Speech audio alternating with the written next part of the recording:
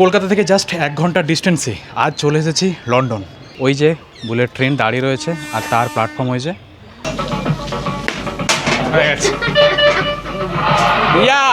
I win. এই যে আমার পেছনে দেখতে পাচ্ছ লন্ডন ব্রিজ। কলকাতাবাসীর স্বপ্ন নিজের শহরেই লন্ডন ভাইব।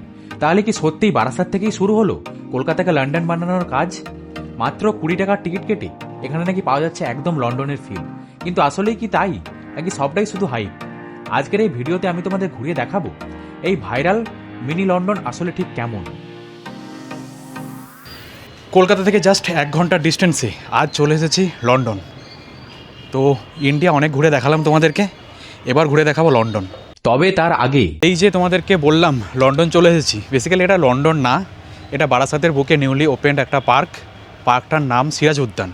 আর এই মাঝে ব্রিজ রয়েছে একটা লন্ডন স্টাইলে, সেই জন্য এই পার্কটার নাম হয়ে গেছে লন্ডন থিম পার্ক। তোমরা ফেসবুকে ইউটিউবে অনেক এরকম ভিডিও দেখতে পাবে যেখানে লেখা রয়েছে কলকাতার বুকে মিনি লন্ডন, হ্যান ত্যান অনেক কিছু। তো এই পার্কটায় সেটাই এই পার্কটা। এবার এই পার্কটায় কীভাবে তোমরা আসবে বা কীভাবে আসতে পারবে সেটা তোমাদেরকে বলে দিই। কলকাতার বুকে যে কোনো জায়গা থেকে বারাসাতগামী যে কোনো বাস নিয়ে তোমরা চলে আসতে পারো চাঁপাডালি মোড়ে বা তিতুমির বাস স্ট্যান্ডে। তো সেখান থেকে পায়ে হাঁটা 5 মিনিটের ডিস্টেন্স, খুব বেশি হলে ম্যাক্স টু ম্যাক্স, তো পায়ে হেঁটে চলে আসতে পারো।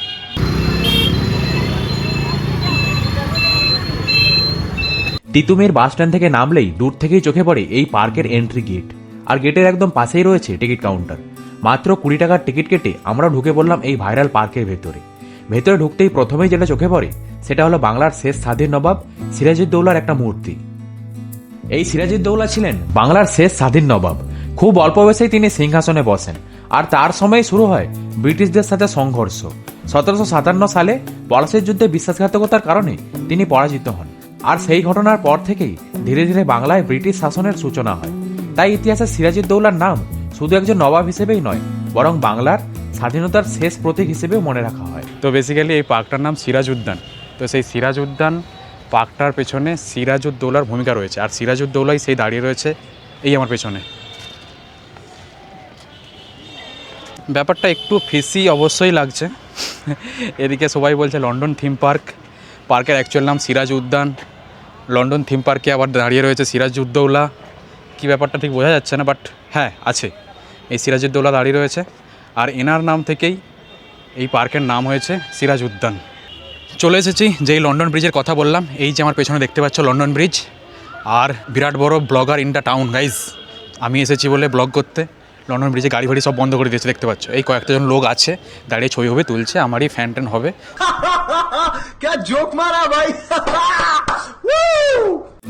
বারাসাতের একদম মাঝখানে অবস্থিত এই সিরাজ উদ্যান আগে হাতিপুকুর পার্ক নামে পরিচিত ছিল।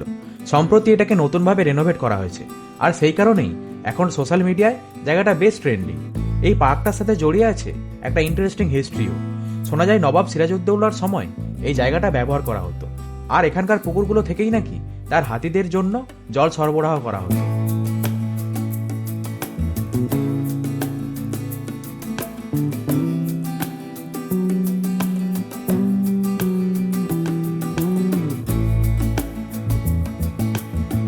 পার্কের ভেতরে ঢুকলেই চোখে পড়ে একটা বড় লেক, যার মাঝখানে রয়েছে একটা ছোট্ট আইল্যান্ড। আর এই আইল্যান্ডে যাওয়ার জন্য যে ব্রিজটা বানানো হয়েছে সেটাই এখন সবচেয়ে বেশি ট্রেন্ডিং, সবচেয়ে বেশি ভাইরাল। কারণ ব্রিজটার ডিজাইন অনেকটা লন্ডনের টাওয়ার ব্রিজের মতো।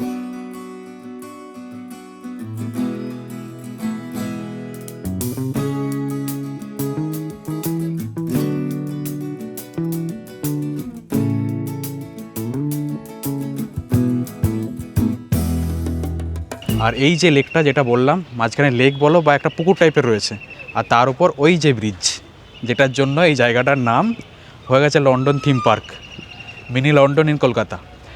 আর বেসিক্যালি পার্কটার নাম সিরাজ উদ্যান। যেরকমটা বললাম, সিরাজের জীবন কাহিনী, যুদ্ধ সব কিছু এখানে দেখানো হয়েছে। এই যেখানে দেখতে পাচ্ছ ওই ওখানে রয়েছে ব্রিজ, তারপরে ওই একটা লাল কালারের বিল্ডিং রয়েছে, ওটা হচ্ছে বেসিক্যালি ওটা দেখানো হয়েছে ইংরেজদের বিল্ডিং বা অফিসিয়াল অফিস কোনো একটা। আর তার পাশেই এই যে এখানে দেখানো হয়েছে সিরাজউদ্দৌলা হাতির পিঠে বসে আসছে, তার সামনে অশ্বারোহী সেনাপতি, আর পেছনেও রয়েছে কিছু সৈনিক।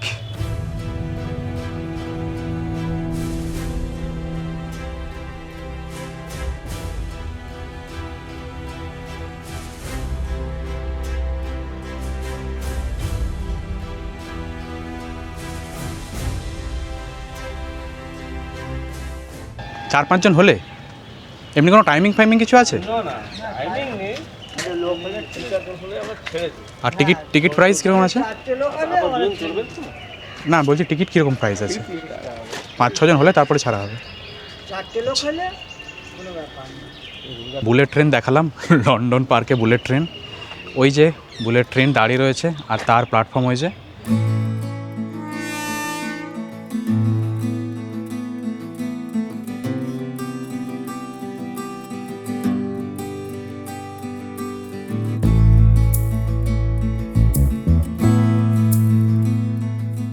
আর এই যে পাথ, এই পাথটা গোটা পার্কের চারদিকে ঘুরেছে। তো ওই দাদার সাথে কথা বললাম, 30 টাকা টিকিট, 30 টাকা পার পার্সন টিকিট কেটে মোটামুটি 5-6 জন হলে ট্রেন চালু করে দেয় বললো আমাকে, যেটা এক্ষুনি শুনলে।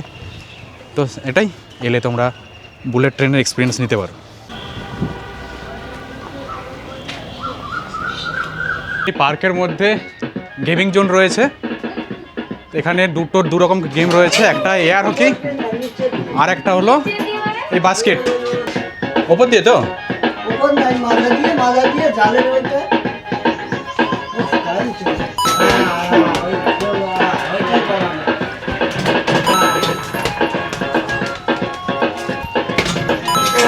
চারটের মধ্যে অলরেডি 3টে, and 4th one, yeah, done.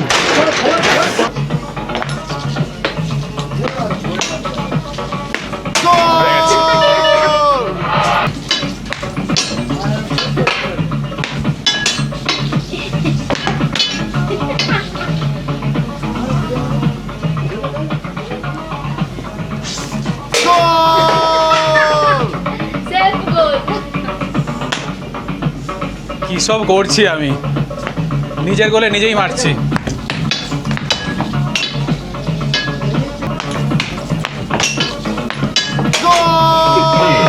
Yes yes, শেষ। 7-1 দাদা, এইটা দেখাও। 7-1, আমি 7 আর ওই যে বিরাট বড় প্লেয়ার দাঁড়িয়ে রয়েছে 1। তা আচ্ছা, 7-এর মধ্যে আমি যে একটা, যেটা ও দিয়েছে আমায় গোল, সেই একটা আমি নিজের কোটে নিজে মেরেছি। একবার ফেলেছিলাম, একবার ফেললাম না।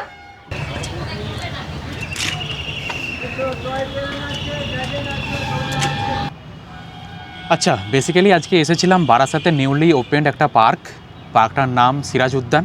বেসিক্যালি সিরাজউদ্দৌলার জীবন কাহিনী, তার সাম্রাজ্য, তার যুদ্ধ কাহিনী নিয়েই পার্কটা গড়ে তোলা হয়েছে।